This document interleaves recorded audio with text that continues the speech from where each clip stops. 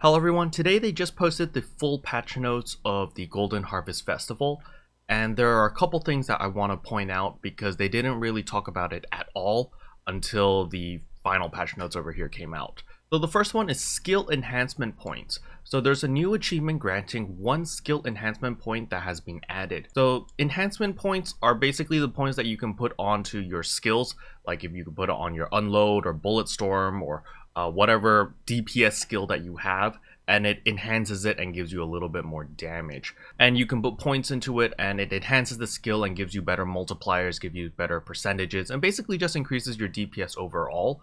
And so now there's a way to get another point. And in order to get this, you're going to have to farm Moon Refuge, because they require you to get the Moontide Blossom, the Blightwood Berry, the Lunar Stone, Arcane Root, as well as the Hong Moon Remedy. So the Hong Moon Remedy has to be crafted from the guild. So if you do have a guild, do let your guild leaders know or your advisors know to craft the Hong Moon Remedy as soon as possible, because a lot of people are going to need this, and this extra 1 skill point for your enhancements actually does play quite a big part in the long run. And down here they've also have notes on how to get all the little materials that you need.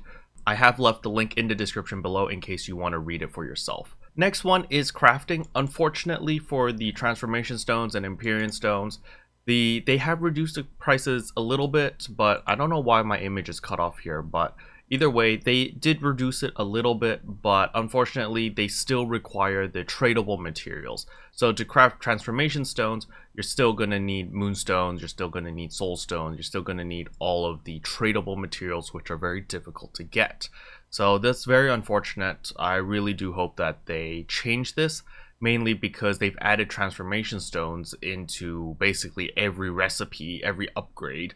So there is going to be a huge demand for transformation stones, which is quite bothersome because since everyone needs transformation stones now, the prices are going to be jacked even more.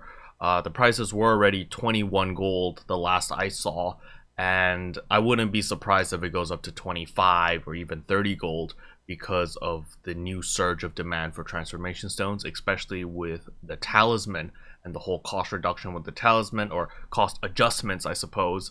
But because of that, all those recipes or all those upgrades now require transformation stones, so it's gonna suck quite a bit. So I really do hope that NC West and NC Soft do address this issue, or just give us more methods to get regular tradable materials, especially on the Moonstone side, because it is quite difficult to obtain these materials. Next thing over here, they've told us in more detail about Mushin, about the difficulty changes, and so it's not that significant.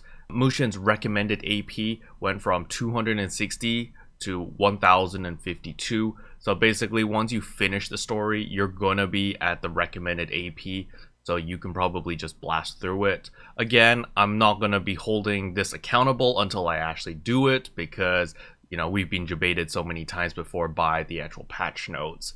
And finally, this is a curveball that I did not see coming, is they've added 4 new psyches for the soul shields already, which is very, very surprising. So basically, we're going to be able to get the psyches that we need in order to augment our soul shields. So you can see over here that the PvE ones will add 2 to 10 boss attack power, 4 to 20 additional damage for pieces 1 to 4, and then there's another one called the Smoldering Psyche, which adds it for pieces 5 to 8.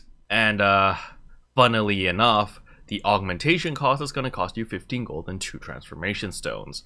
So even more demand for transformation stones. I don't really understand why they're doing this, but yeah. But you will need 30 scales per psyche, so do keep that in mind. Hopefully you guys have been farming a lot of Koldrax scales.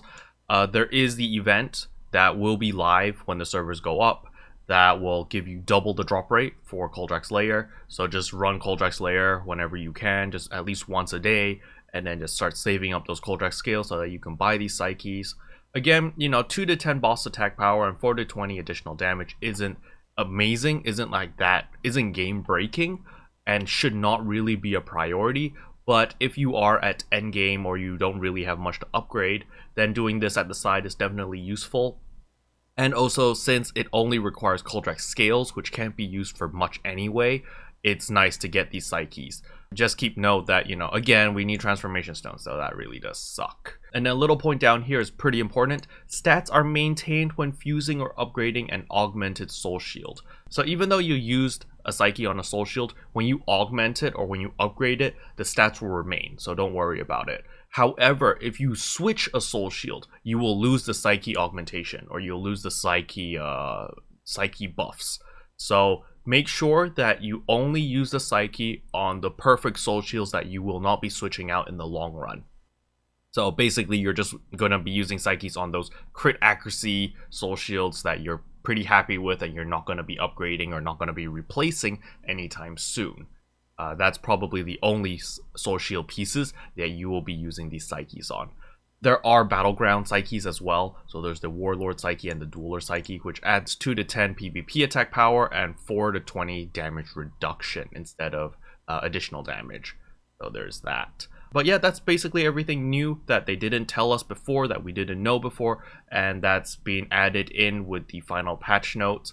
I'm kind of surprised that they didn't talk about any of the class balance changes. I don't know if we're getting that in this patch yet. I will be testing it out on my gunner, because with the next balance patch change that we should be getting, the gunner will be able to bullet storm without tagging a target with your 4, and that is a very big deal for me, because that was the main reason why I stopped playing fire gunner, because I didn't like that style, because it was very PvP oriented. I don't know why they affected the PvE side of things, made things so troublesome, so clunky. So when that change comes in, I definitely will make a video just telling you guys, hey, you know, these classes have been changed and what's been changed and quality of life stuff. So there's that. But yeah, hopefully this video helped. If it did, I would appreciate a subscribe, or if you want to go the extra mile, please consider becoming a member. Speaking about members, I'd like to thank Overgamers, Yatogami, Arisoya, Gonzola, Jeremy Chen, Nyana, Pearl Style, Lina Ren, Toots McGee, Solar Hero, ST Sintu, and Key for supporting the channel. And as always, thanks for watching, and I'll see you guys next time. Bye! What can I say except